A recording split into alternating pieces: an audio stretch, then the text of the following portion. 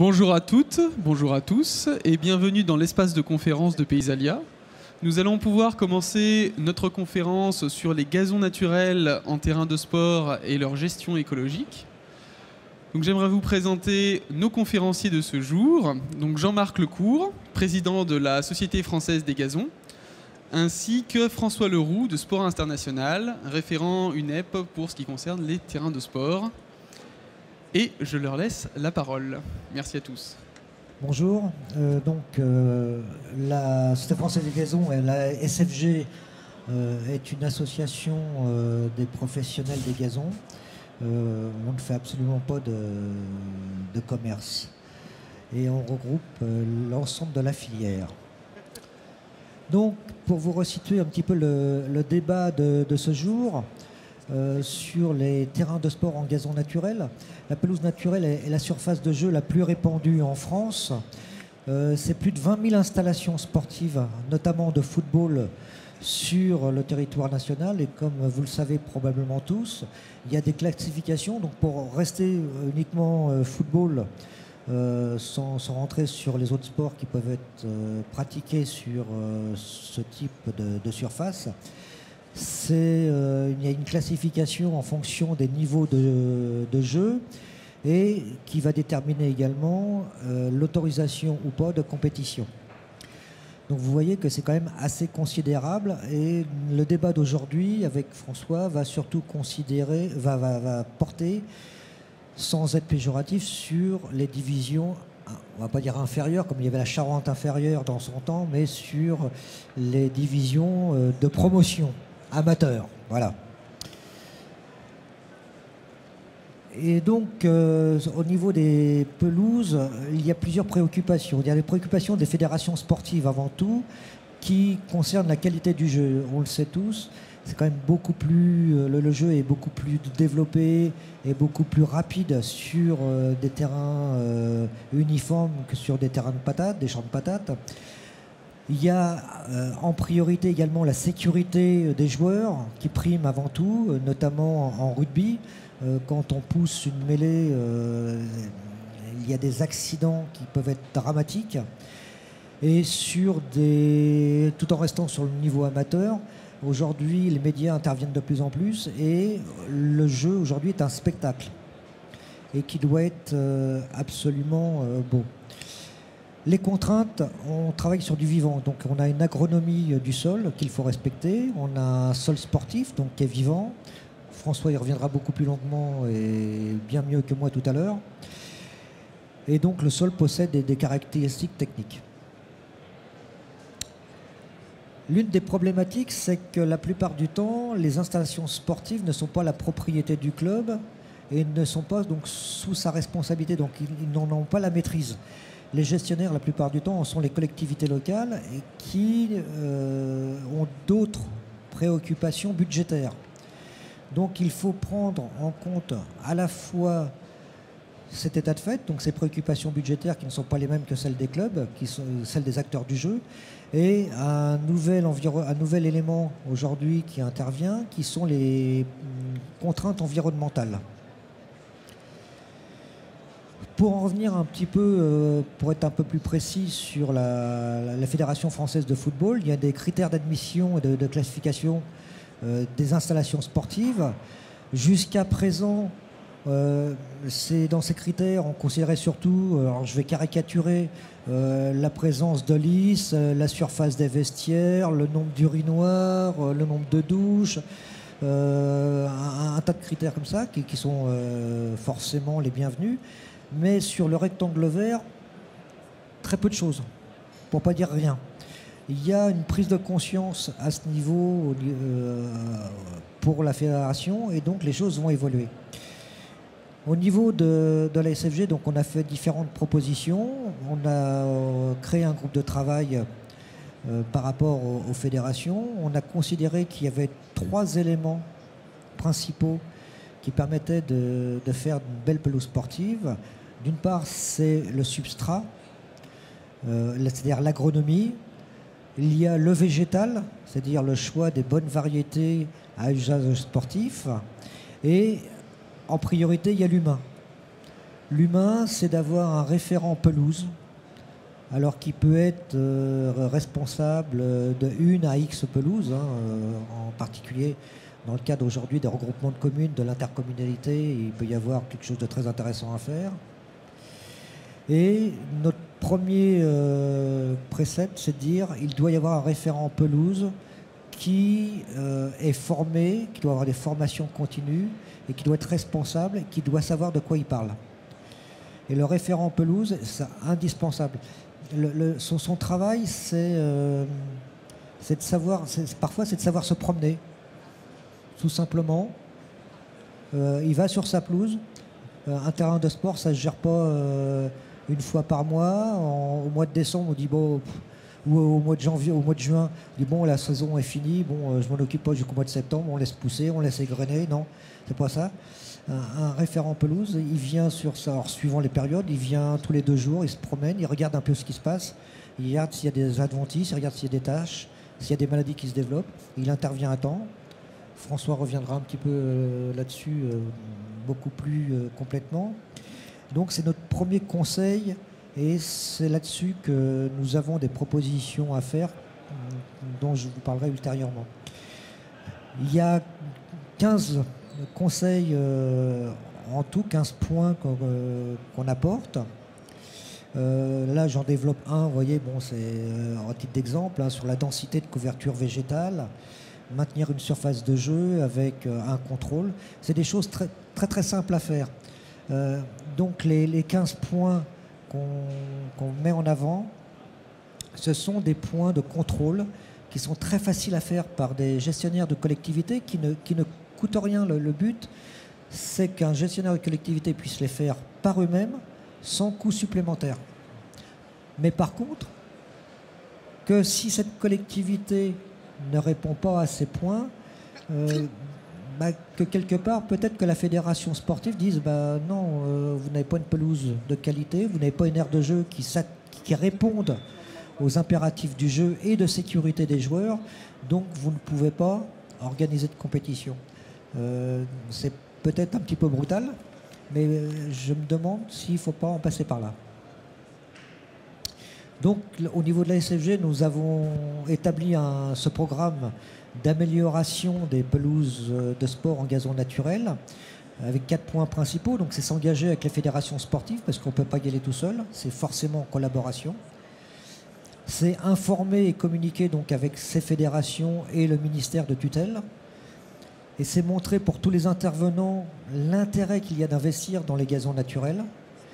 Et c'est formulé comme ça, c'est œuvrer pour rendre le programme autonome, c'est-à-dire c'est l'aspect économique. On sait qu'on est dans une situation un petit peu tendue. Il ne faut pas que ça coûte aux gestionnaires de collectivités locales. Et c'est un programme qui doit être économiquement autonome et profitable à tous. Voilà en résumé donc cette petite présentation qui servait d'introduction pour la présentation de l'UNEP faite par François. Et c'est vrai qu'aujourd'hui, les pelouses sportives en gazon naturel, c'est quelque chose de pointu et il faut des gens formés et compétents pour s'en occuper. Merci Jean-Marc. Donc moi je vais essayer de reprendre vraiment des points pragmatiques parce que quand on parle de développement durable, on pense aussitôt phyto et une solution développement durable pour la gestion des pelouses sportives n'est pas simplement associée au phyto. Donc je vais vous essayer de vous expliquer ça assez simplement. La première chose, c'est un rappel sur les 4 points importants et déterminants sur les qualités d'un gazon. Les pelouses d'espace vert ne sont pas, les gazons sportifs, pardon, ne sont pas des pelouses d'espace vert. On est souvent sur des substrats élaborés qui ont été fortement amendés en sable, donc qui déjà intrinsèquement ont des besoins différents d'une terre végétale traditionnelle qui nous sert à installer un gazon d'espace vert. La deuxième chose, et ça on l'oublie toujours, le gazon a des capacités d'adaptation qui sont très fortes. Les graminées sont des plantes pionnières. Les graminées vont s'installer sur des milieux plutôt secs et arides et vont préparer le terrain pour des arbustes et éventuellement plus tard des grands arbres. Donc vous voyez tout de suite sa capacité d'installation dans des conditions extrêmement difficiles. Le troisième point, les besoins en eau des gazons sont limités. Donc ça vous donne déjà une indication, mais on reviendra sur le sujet tout à l'heure, sur les problématiques d'arrosage en été. La bonne question à se poser, est-ce que je dois arroser ma pelouse tous les jours ou pas? Bon, vous avez déjà une partie de la réponse.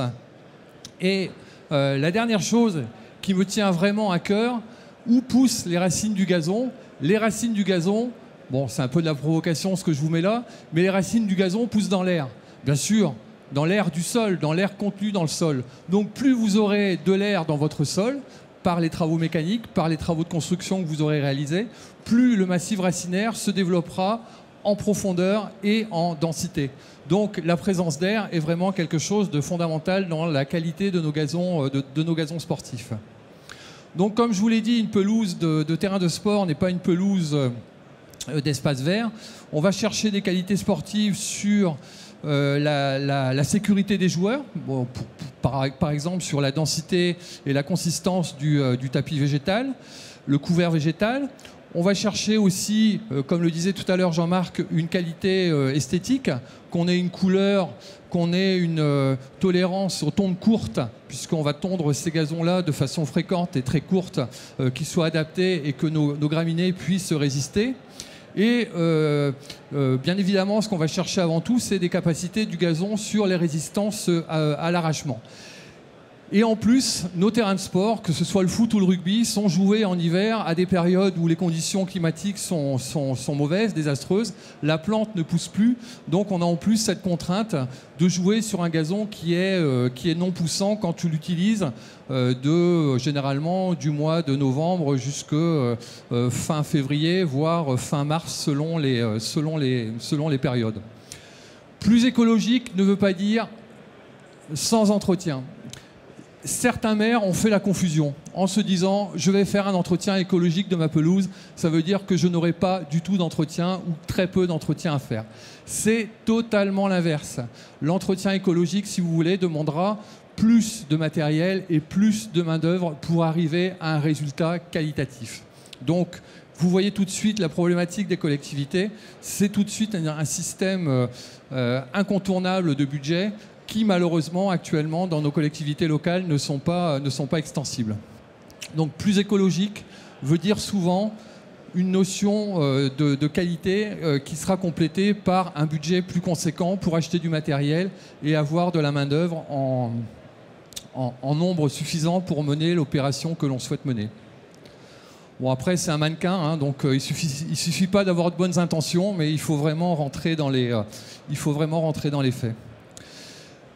L'entretien écologique se conçoit dès la création du terrain. Si votre terrain a été conçu sur les systèmes d'échange RO, sur les systèmes de drainage, sur les systèmes d'arrosage, dans un esprit d'entretien écologique ultérieurement, ça vous facilitera grandement la vie. Si vous le rénovez, il faut aussi penser dès le départ, pour maintenir le terrain en pleine forme, à des rénovations dans un aspect écologique. Et l'entretien courant, on y reviendra tout à l'heure, c'est les différentes opérations mécaniques que l'on peut faire sur nos pelouses sportives. On est contraint donc par un cadre réglementaire qui est assez dense. Tout ce qui est en blanc, c'est plutôt les textes et décrets concernant la gestion durable des pelouses sportives. En exergue, je vous citerai donc la loi Labbé que la majorité des collectivités connaissent. Alors la loi Labbé, ce qu'il faut savoir, c'est que vous avez deux secteurs d'activité qui normalement ne sont pas concernés dans cette loi Labbé, c'est les cimetières et les pelouses sportives. Donc c'est quelque chose aussi à prendre en considération dans les collectivités en disant sur nos terrains de sport, on ne peut plus apporter de produits, de fongicides, de traitements et autres. Il y a vraiment ce distinguo à faire. Les pelouses sportives sont hors de ce cadre. Et on a un cadre réglementaire aussi plutôt basé sur la construction des pelouses sportives, donc avec la norme AFNOR P90-113, le fascicule 35, et bien évidemment, comme le soulignait Jean-Marc à l'instant, les règlements fédéraux des fédérations françaises et de foot sur les installations, de foot et de rugby, pardon, sur les installations sportives. Donc ça, je ne vais pas m'étendre, hein, parce qu'on passerait déjà une demi-journée pour expliquer les différents textes de loi. Donc je vous l'ai dit, les racines poussent dans l'air du sol. Donc que ce soit en travail mécanique ou en gestion du sol, il est nécessaire d'apporter un maximum d'air dans le sol pour que nous ayons un massif racinaire qui se développe en densité et en profondeur. Ça n'a rien à voir avec un sol de foot ou de rugby. On est ici sur un sol équestre et vous avez une graminée qui s'est développée dans un petit coin. Elle est stressée au niveau des fertilisants, elle est stressée au niveau de l'arrosage.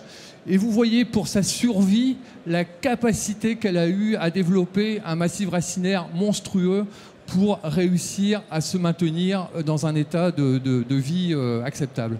Donc la notion de survie sur le gazon est quelque chose de réel et à prendre en considération. Retenez bien cette photo, on dirait que c'est la face cassée de l'iceberg. Hein, on voit un tout petit bout, mais en réalité, quand on creuse dessous, on voit que ça devient assez monstrueux. Alors nous, en fait, on a une démarche basée sur 4 termes, 4 piliers: la gestion du sol, la gestion de l'eau, la gestion des déchets et la gestion des énergies. Donc je vais rapidement vous expliquer chacun de ces pôles. Gestion du sol, donc l'analyse de sol, l'amélioration du substrat et la santé générale de la plante. Qu'est-ce que l'on peut faire? La priorité et la base de tout, c'est avoir une analyse physique et chimique du sol pour connaître exactement la situation. Vous allez chez votre médecin, vous souffrez de quelque chose, mais vous ne savez pas de quoi. La première chose que vous demandera votre médecin, c'est d'aller faire une analyse d'urine ou une analyse de sang pour un diagnostic précis et déterminer les causes de votre maladie et vous apporter les bonnes solutions pour votre traitement. Sur les gazons, on est exactement sur cette problématique-là. L'analyse de sol courante et régulière est vraiment quelque chose d'absolument nécessaire et fondamental. Donc la périodicité des analyses, je dirais chimiques tous les 2-3 ans, et pour les analyses physiques, je dirais tous les 3 à 5 ans. Donc l'analyse physique va nous permettre de déterminer les montants, les pourcentages de limon, d'argile et de sable, et nous permettre d'améliorer aussi la texture et la structure de notre sol. Donc le sable est vraiment quelque chose d'important. Il va nous permettre de limiter donc les proportions d'argile et de limon dans le sol et de structurer en apportant de l'air donc à la plante pour lui permettre de développer son massif racinaire en densité et en profondeur. Donc les apports de sable seront déterminés en fonction des analyses que l'on fera régulièrement. Actuellement, la norme P90-113 nous indique un pourcentage de sable nécessaire dans le terrain pour arriver à moins de 8% d'argile et pour arriver à moins de 25% d'un cumul limon fin, limon grossier et argile. Donc vous voyez que la base d'un terrain de sport est déjà constituée de 75% de sable. Alors quand je vous parle de sable, c'est des sables de rivière 0,2 avec une... roulé, lavé, donc avec une parfaite granulométrie. Un point qui actuellement intéresse beaucoup de collectivités, mais qui n'est pas non plus beaucoup pratiqué, c'est l'apport de micro-organismes qui vont nous permettre d'assimiler tout ce qui est déjà contenu dans le sol. Et de plus en plus, sur des terrains entretenus de façon écologique, on va ramener par exemple, vous avez tous entendu ces noms qui peuvent parfois sembler un peu barbares, les mycorhizes ou les trichoderma. Donc le but est de faciliter l'assimilation de la matière organique par la plante, générer et augmenter la santé générale du sol, et je dirais remplacer les champignons pathogènes qui sont responsables des principales maladies par des micro-organismes qui au contraire vont être bénéfiques pour la plante. Alors là c'est pareil, L'idée, si vous voulez, c'est d'avoir un programme sur les mois de pousse du gazon. Et vous voyez que sur ce programme que l'on appelle chez nous Nature Actif, on a un apport en mai, juin, juillet et septembre. Alors comme je vous le disais tout à l'heure, ça ne va pas dans le sens de l'économie, puisque actuellement, aujourd'hui, ce n'est pas des opérations courantes que les collectivités ont l'habitude de faire. Ces apports donc, de micro-organismes vous permettront n'importe comment à terme de baisser sensiblement les apports d'engrais que vous faites. Donc ça va aussi dans le sens commun. Vous évitez donc les lessivages d'azote et autres. Donc c'est une solution aussi très intéressante pour favoriser le développement racinaire. De plus en plus aussi, on emploie des compléments donc, inorganiques, soit des éolites, soit des terres diatomées, calcinées, qui vont nous permettre d'améliorer la porosité et d'augmenter les échanges air-eau, toujours pour avoir une qualité d'enracinement en profondeur et en densité. Donc ici, par exemple, ce sont des éolites que nous avons l'habitude d'utiliser. Elles sont capables de retenir 150% de leur poids en eau et de restituer 90% de cette eau à la plante. Donc vous voyez tout de suite l'économie que l'on peut faire sur des arrosages sur une pelouse sportive. Alors bien sûr, l'idée, c'est... vous avez tous vu des matchs de rugby ou de foot à la télé avec des pelouses catastrophiques. Vous payez pour un spectacle, que ce soit au niveau du football amateur ou sur le haut niveau.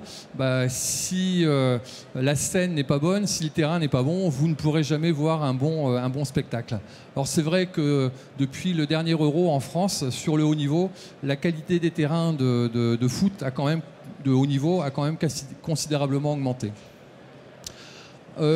D'autres points, donc plus sur la gestion de l'eau. Donc, pour nous, la consommation d'eau est vraiment le souci majeur dans les pelouses sportives. Trois ou quatre aspects que je voulais souligner. Donc, des semences plus résistantes à la sécheresse, des substrats avec une meilleure rétention d'eau, des systèmes d'arrosage plus performants et des systèmes de drainage. Alors, c'est un peu la remarque que je vous faisais tout à l'heure. Les graminées sont des plantes pionnières et elles ont une forte capacité d'adaptation. Où les trouve-t-on généralement? Sous des climats chauds et humides, sous les tropiques. Ou est-ce qu'on va les trouver plutôt sur des climats avec des sols secs et arides? Je vous conseillerais plutôt de choisir la deuxième option. Donc vous comprenez, comme je vous l'ai dit tout à l'heure, que le surarrosage des pelouses sportives, ou généralement d'ailleurs des pelouses d'espace vert, est un vrai souci. Si vous avez de l'eau dans un sol, si vous avez trop d'eau dans un sol, vous n'avez pas d'air et les racines du gazon poussent dans l'air. Si vous avez trop d'eau, vous n'avez pas d'air, la racine ne peut pas pousser. Avec tous les problèmes de bactéries qui se développent, anaérobie, d'asphyxie et compagnie. Donc vous voyez un peu les conséquences que ça peut avoir. Le choix des semences en lui-même est aussi vraiment très important. Il impactera directement donc, la qualité de votre terrain et il impactera aussi le niveau d'entretien que vous devrez y faire. Et il impactera aussi la satisfaction des utilisateurs. Par exemple, un terrain de foot ou de rugby semé avec des fétuques élevées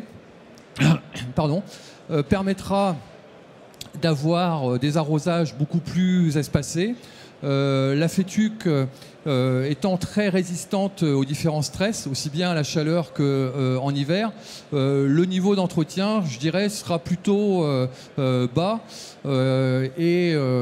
donc l'engagement financier de la collectivité sur un terrain en fétuque élevé ne sera pas trop conséquent. A l'inverse, si vous utilisez une semence, par exemple, de pâturin des prés, l'exigence du pâturin des prés est forte. C'est-à-dire que c'est plutôt adapté pour des terrains de très haut niveau. Les fréquences de tonte seront beaucoup plus importantes. L'exigence en fertilisation sera beaucoup plus importante.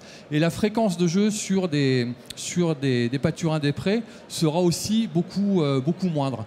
Donc vous voyez aussitôt l'incidence, c'est-à-dire qu'avec un choix de fétuque élevé, on aura une pelouse adaptée sur une fréquentation importante avec un entretien relativement limitée. Sur des pâturins des prés, on sera sur du haut niveau avec des fréquences d'utilisation moindres et un entretien qui sera beaucoup plus exigeant. Alors là, je m'en remets aux spécialistes des gazons, mais je ne pense pas avoir dit trop de bêtises. Donc, dans un choix aussi d'entretien écologique, il faudra bien évidemment aussi faire très attention à la pureté des semences.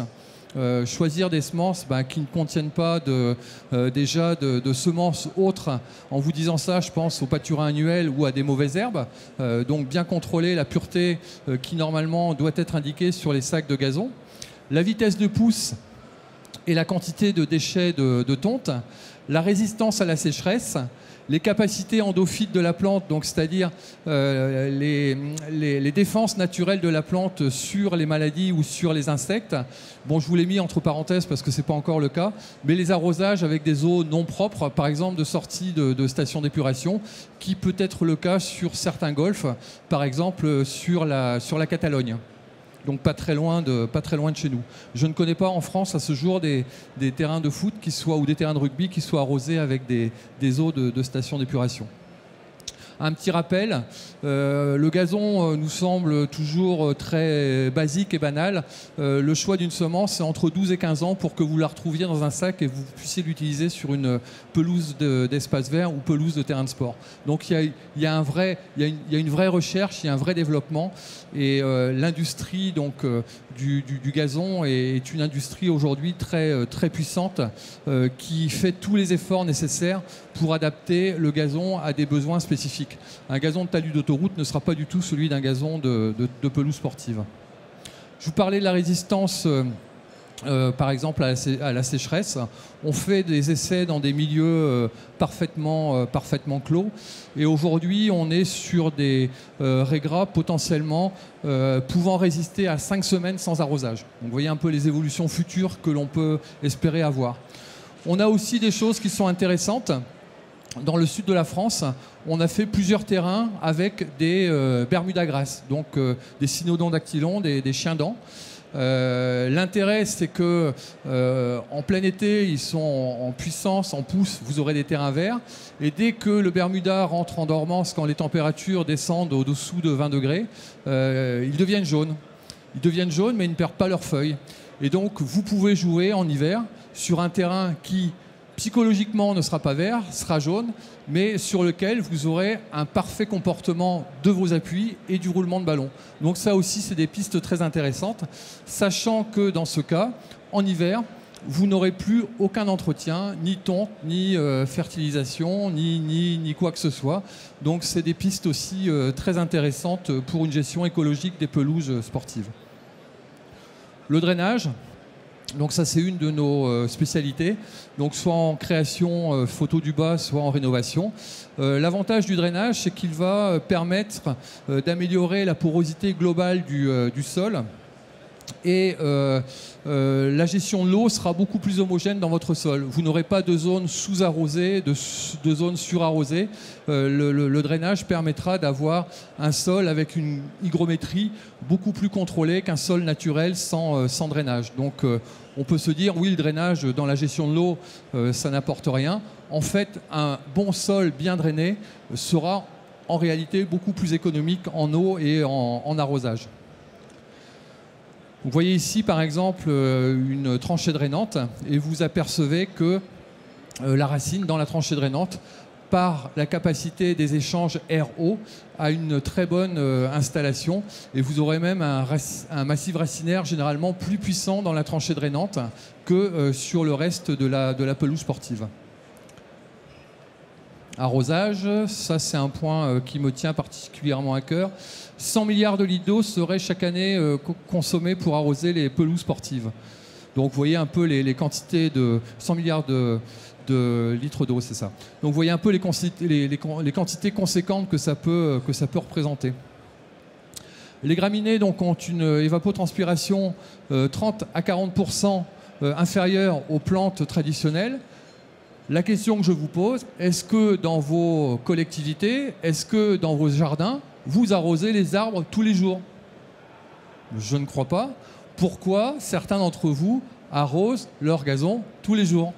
sachant que le TP d'un gazon est largement inférieur à celui des végétaux plus traditionnels.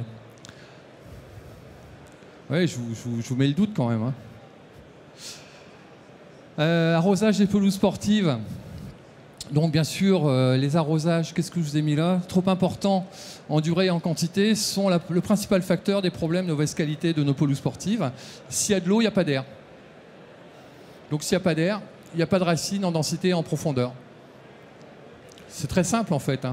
Vous aurez tous tout compris sur la gestion des pelouses sportives et vous pouvez demain prétendre aller peut-être entretenir le Parc des Princes ou le Stade de France. Enfin, je sais pas, on verra.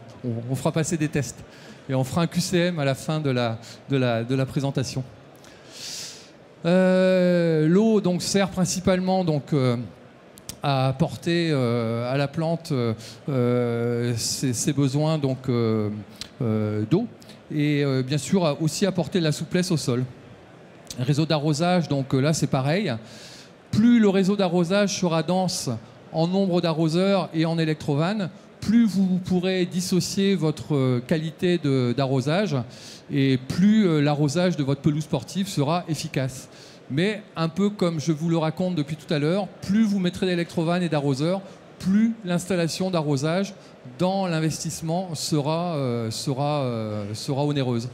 Donc on ne va pas malheureusement dans le sens de l'économie. Et aussi du bon sens, il faut accepter qu'à certaines époques de l'année, en particulier fin août, les gazons sont un peu plus jaunes, ce qui veut dire qu'en été, on ne les a pas trop arrosés. Le club, quand il arrive, il dit « Oh, ma pelouse n'est pas verte, comment ça se fait ?» Oui, on l'a stressé un peu pour que la racine descende en profondeur, mais tu verras que cet été, en novembre, décembre, janvier, février, grâce à un enracinement exceptionnel qu'on a déjà commencé à faire dès l'été, la qualité du gazon et la résistance au piétinement sera beaucoup plus performante. Donc choisir peut-être aussi des graminées plus résistantes à la sécheresse. On parlait tout à l'heure des fétuques élevés. Et éliminer, si c'est vraiment un fléau dans nos pelouses sportives, éliminer le pâturin annuel qui a un très faible enracinement. Génétiquement, le pâturin annuel n'aura jamais de profondeur racinaire supérieure à 2 cm, 2 cm et demi. Donc tout de suite, vous comprenez les capacités, les très mauvaises capacités de notre pâturin annuel sur la résistance au piétinement, au tacle et à l'arrachement. Quand vous voyez un match à la télé et que le gazon part vraiment en plaque, c'est souvent qu'il est constitué principalement de pâturin annuel. Donc le but, c'est très difficile à faire, mais c'est d'éviter l'installation du pâturin annuel et de limiter ensuite sa propagation. Alors là, ça va être rigolo encore. Comment arroser nos pelouses en été? Une fois par semaine. Donc en profondeur, de 15 à 20 cm, on va regarder et chercher à améliorer donc, la densité racinaire en profondeur. On va essayer de faire descendre les racines pour qu'elles aillent chercher l'humidité en profondeur. Et dans une tranche horaire de 4h à 8h le matin pour éviter la problématique des maladies. Donc une fois par semaine, mais j'habite en Bretagne, vous allez me dire oui, bon, il est breton, c'est normal, il pleut tout le temps là-bas, donc il n'y a même pas besoin d'arroser ici. Non, je vous dis ça, mais aussi bien dans l'est de la France que le centre de la France, le sud de la France, l'arrosage idéal d'une pelouse sportive, c'est une fois par semaine. Et ensuite, chaque jour, à l'heure la plus chaude de la journée, vous allez faire ce qu'on appelle du syringing, c'est-à-dire qu'on va faire tourner l'arroseur 2 à 3 minutes pour rafraîchir la plante et limiter son évapotranspiration qui provoquera par la suite des problèmes de flétrissement et autres. Donc voilà, c'est l'arrosage idéal d'une pelouse sportive. Une pelouse sportive ne s'arrose pas tous les jours ou tous les 2 jours. Une pelouse sportive s'arrose une fois par semaine. Le manque d'eau, bien sûr, peut être aussi aggravant. Vous voyez ici ma clé de voiture, j'avais peur qu'elle tombe dans la crevasse et d'être obligé de retourner la chercher en Australie. Donc, voilà. Bon, ça, c'est des pelouses qui ne seraient même pas adaptées pour pouvoir jouer au foot et au rugby. Qu'est-ce que je vous ai mis après? Et puis voilà, des méthodes simples de contrôle. Hein. La plus simple, vous marchez sur votre terrain, vous voyez que la feuille se redresse, votre gazon n'a pas besoin d'eau. Vous marchez sur votre terrain, vous voyez que la feuille reste couchée plusieurs secondes et a beaucoup de difficultés à se redresser. Là, vraiment, votre pelouse a besoin d'eau.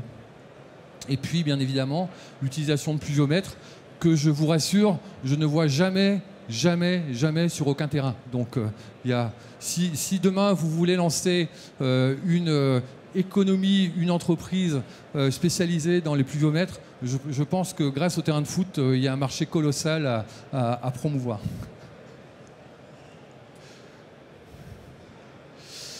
Ensuite, gestion des déchets. Diminuer, valoriser les déchets de tonte. Restreindre l'usage des désherbants. Choix des fertilisants. J'ai bien dit restreindre, je n'ai pas dit interdire. Donc là, bon, c'est des termes qui font polémique, mais je suis aussi un peu là pour vous agacer. Hein, donc, traçage, choix des fertilisants et gestion des déchets de chantier. Donc voilà à quoi on s'attend. Gestion des déchets de tonte grâce à des semences sélectionnées. Et le problème des engrais aussi. Alors les engrais, c'est un long débat. On va pas non plus. J'ai oublié mes gants de boxe, donc on va pas non plus rentrer dans les polémiques. Juste cette diapo, bon, qui vous semble un peu rébarbative. En fait, c'est pour vous indiquer, on est sur des fétuques élevés, je crois. Je me rappelle plus. Fétuques élevés, c'est ça. Et donc sur une période de 12 semaines, vous voyez que les anciennes générations de fétuques élevés, sur 12 semaines, donc le trait violet en haut, on les a tondus une fois par semaine. Bon, ce qui sur un terrain de sport est à peu près dans les habitudes de tondre un terrain une fois par semaine. Vous voyez qu'en choisissant par exemple des variétés plus récentes, donc celles du bas, donc on est sur une période exactement sur les mêmes hauteurs de coupe et les mêmes qualités de terrain, on est sur des fréquences de tonte de 6 tontes en 12 semaines. Donc vous imaginez pour vous, dans les collectivités, l'économie que vous pouvez faire sur la gestion des déchets, puisque en fin de compte, vous avez 2 fois moins de déchets à enlever lors des tontes. Le temps passé, parce que vous cherchez tous des économies aussi à faire, le temps passé par le personnel communal, il passe 2 fois moins de temps à tondre les pelouses sportives. Il me reste 5 minutes. Oh là. Et oui, l'amortissement du matériel, c'est-à-dire que les tondeuses tournent 2 fois moins et puis vous ferez 2 fois plus longtemps avec votre machine. Alors voilà. Bon, les désherbages, est-ce qu'on les fait manuellement? Est-ce qu'on tolère encore de pouvoir utiliser un peu de désherbant sélectif avec un pulvérisateur à dos pour traiter les terrains, pour éviter qu'ils ne soient colonisés en pissenlit, en pâquerette et en plantain? Donc c'est les bonnes questions à se poser.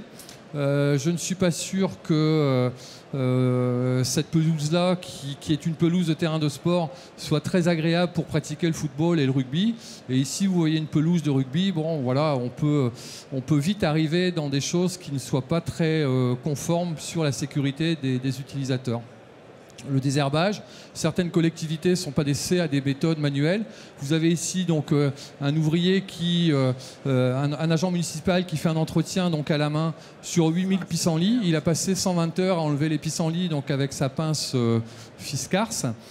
Bon, je suis sûr que dans l'intérêt du travail, c'est pas forcément non plus très intéressant pour lui. Bon, écoutez, après chacun fait les choix qu'il pense être important. Et 2 ans plus tard, le nombre de pissenlits avait doublé. Bon, donc voilà un peu les complications de la chose. La fertilisation aussi, un point excessivement important. Adapter donc le programme de fertilisation aux analyses de sol. Je vous ai dit que les analyses étaient fondamentales. Et à la CEC, donc la capacité du sol à retenir les éléments fertilisants. Plus votre sol sera sableux, plus les apports d'engrais devront être en faible quantité, mais beaucoup plus réguliers en apport. Fertiliser donc en fonction des espèces de gazon présentes. Un pâturin des prés, un régras anglais ou une fétuque élevée n'auront pas du tout les mêmes besoins de fertilisants et pas forcément non plus les mêmes époques d'application. Période d'utilisation du gazon. Beaucoup de collectivités vont forcer sur la fertilisation sur avril, mai, juin pour des terrains qui ne sont pas utilisés en été. À mon avis, forcer plutôt sur septembre, octobre, novembre pour des terrains qui seront utilisés en pleine période hivernale. En fonction de la température de la pousse du gazon, certaines années, on a des vents d'est très desséchants jusqu'au mois de mai. Le gazon ne pousse pas. Donc jusqu'au mois de mai, ne fertilisez pas vos gazons. Vous ferez des économies de temps et budgétaires. Fractionner le plus possible, même avec des engrais à libération lente. Limiter les apports de potasse qui vont faire, d'azote qui vont faire pousser la feuille et par contre favoriser la potasse qui va favoriser la santé générale de la plante en fonction des différents stress. Préférez les engrais à libération lente, sauf si le gazon est colonisé en pâture annuelle. N'utilisez pas d'engrais dans ce cas-là qui soit très cher. Et les organiques, pour moi, c'est plutôt des fertilisations de fond ou en cas de carence de matière organique. Et la fertilisation annuelle adaptée à l'âge du terrain. Plus votre terrain sera vieux, plus la masse de racines en décomposition dans le sol sera importante et moins vous aurez besoin de fertiliser votre pelouse. Il faut savoir que sur la masse racinaire, 80% de la masse racinaire d'un gazon meurt chaque année. Donc vous voyez la matière organique que ça produit chaque année dans le sol. Voilà, oui, matière organique, les vers de terre. Donc on a, nous, constaté sur nos terrains une corrélation entre le très fort taux de matière organique que l'on peut trouver maintenant dans certaines pelouses sportives et le développement des vers de terre. Ce qui veut dire que sur certaines pelouses, en période hivernale, à cause de la forte présence de vers de terre, on a des pelouses qui sont jouables 3 voire 4 matchs en plein hiver. Donc ce qui n'est pas le but non plus dans les collectivités de ne pas avoir de terrain jouable. Puis les problématiques sur le matériel, hein, donc vous voyez ce que ça peut donner.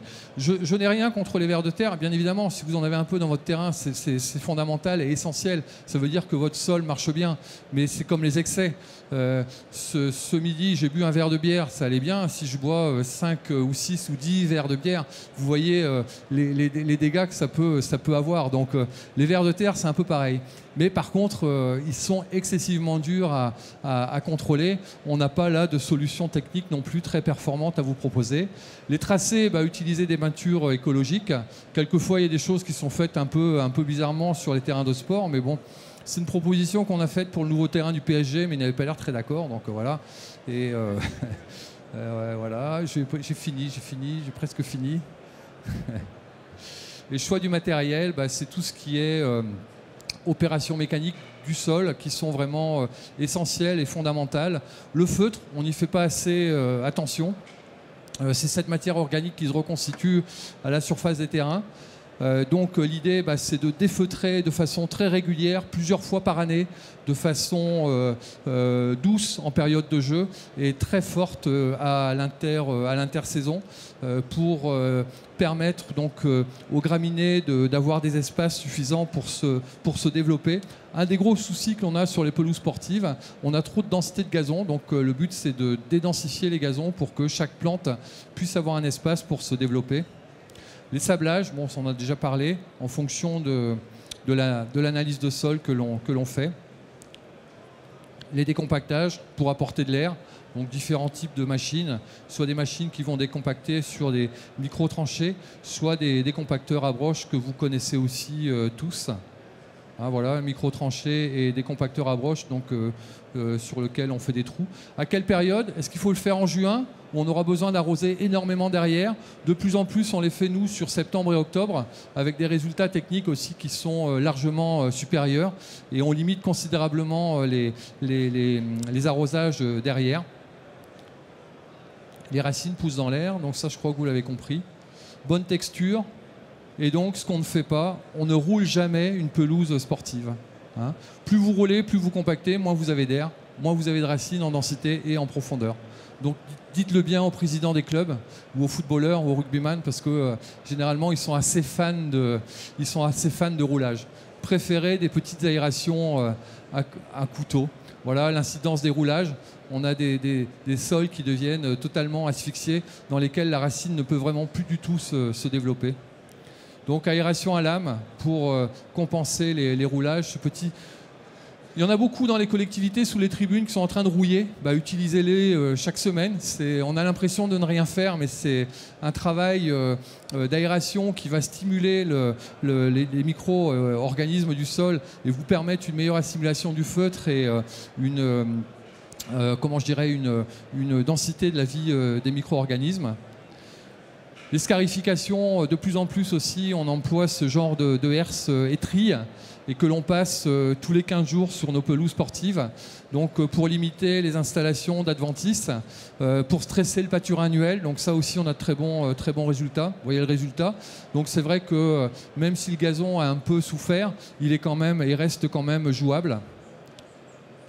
Et les sursemis, donc que l'on fait aussi maintenant tout au long de l'année à 5-8 grammes mètre carré en période de pousse du gazon, plutôt qu'un gros semis au mois de juin sur lequel il faudra aussi apporter beaucoup d'eau. Les sursemis réguliers tout au long de l'année généralement nous dispensent de faire un sursemis très important sur la période estivale. Je vous remercie de votre attention et je passe la parole à Monsieur Lecourt qui a certainement beaucoup d'autres choses à vous dire. Simplement, on attend vos questions éventuelles.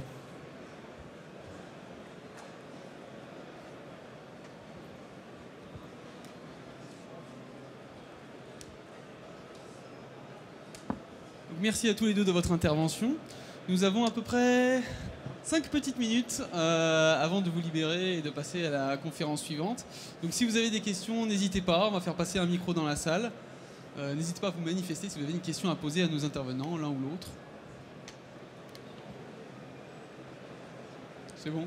Je présume que l'intervention était particulièrement claire, mais qui sait, peut-être avez-vous envie d'approfondir certains points. Bon. Eh bien, merci à vous en tout cas d'être venu assister à cette conférence. Je vous invite à regarder, suivre un petit peu peut-être l'actualité de l'UNEP, car vous pourriez retrouver sous peu les présentations de Paysalia, si jamais vous avez envie de revoir certaines images, d'avoir à nouveau ce qui a été noté sur les présentations. Vous pourrez peut-être, qui sait, bientôt les retrouver sur notre site internet. Merci à tous, bonne journée.